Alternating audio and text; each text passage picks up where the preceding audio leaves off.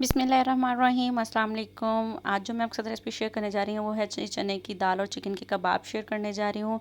यहाँ पर मैंने ली है जी 2 कप चने की दाल और उसमें लिया है जी 500 ग्राम के करीब चिकन लिया है। बोनलेस चिकन इस्तेमाल कर रही हूँ और यहाँ पर जो भी गरम मसाले और शामिल कर रही हूँ मैं, ये हरी मिर्चें वगैरह ये सब इसकी क्वान्टिटी और इंग्रेडिएंट्स आपको डिस्क्रिप्शन बॉक्स में भी मिल जाएंगे और यहाँ पर भी मैं राइट कर दूँगी।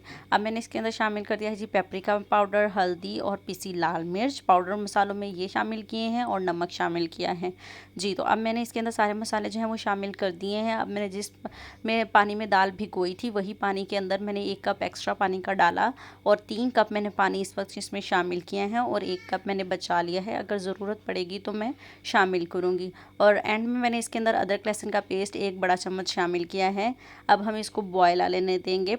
बॉयल आने के बाद हम इसको कवर करेंगे। अभी यहाँ पर देखें जी बॉयल आना शुरू हो चुका है, अच्छे से बॉयल आ लेने देंगे। यहाँ पर देखिए जी बॉयल अच्छे से आ चुका है। अब मैं इसको कवर कर दूँगी। फुल कवर नहीं करना है, किसी स्पून की मदद से या वैसे ही कवर को थोड़ा दूर करके, ताकि ये बॉयल होकर बाहर की तरफ ना आए जी। तो यहाँ पर चेक कर लेते हैं अब जी। पानी मैंने अभी तक जो 1 कप बचाया था वो नहीं डाला है क्योंकि ज़रूरत नहीं पड़ी है। दाल भी अच्छी तरह से गल चुकी है और चिकन भी अच्छी तरह से कुक हो गया है, ये देखिए जी। अब इसको हम जो इसका एक्स्ट्रा पानी है वो सारा हम इतनी भुनाई करेंगे कि वो सारा ड्राई हो जाए, बिल्कुल भी मॉइस्चर नहीं रहना चाहिए वरना हमारे कबाब अच्छे नहीं बनेंगे। अब मैंने से इसमें से जो है सिर्फ तेज़पात को निकाला है, बाकी जितने भी साबुत गरम मसाले हैं वो एज़ इट इज़ इसके अंदर ही रहेंगे और इसी तरह से हम इनको चॉप करेंगे। ये देखिए इसका एक्स्ट्रा पानी जो है वो मैं अब ड्राई कर रही हूँ।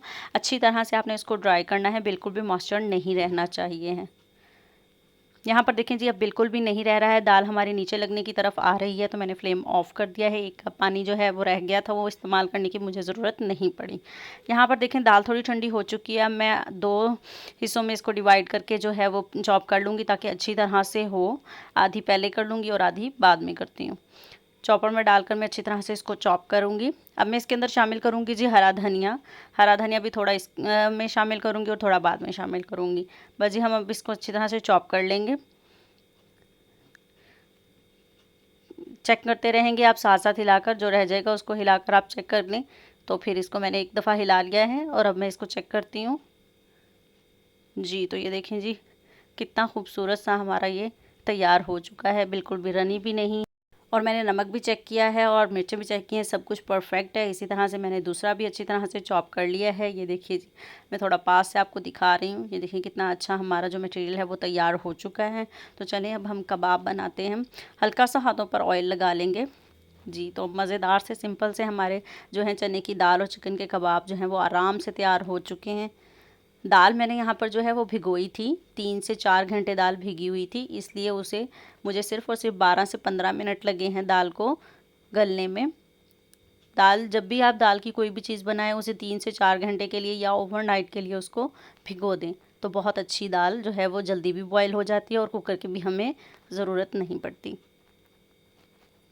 देखें कितनी अच्छी लुक लग रही है हमारे कबाब की। अब मैंने यहाँ पर जो है वो चूल्हे पर जो है वो पैन गर्म होने के लिए रख दिया है।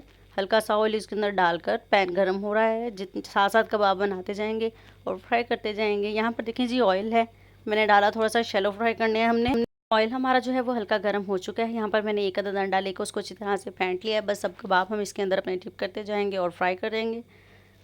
बस हमने मीडियम आंच पर ही रखना है इनको, क्योंकि हमारी हर चीज़ जो है वो अच्छे से कुक ही है। तो अब हमने इसे अच्छा सा ब्राउन कलर देना है।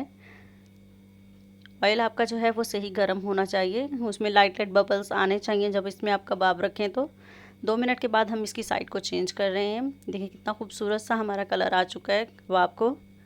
इसी तरह से 2 मिनट हम दूसरी साइड पर बनाएंगे जी। तो अल्हम्दुलिल्लाह जी कबाब हमारे तैयार हैं। इसी तरह हम सारे कबाब बनाएंगे।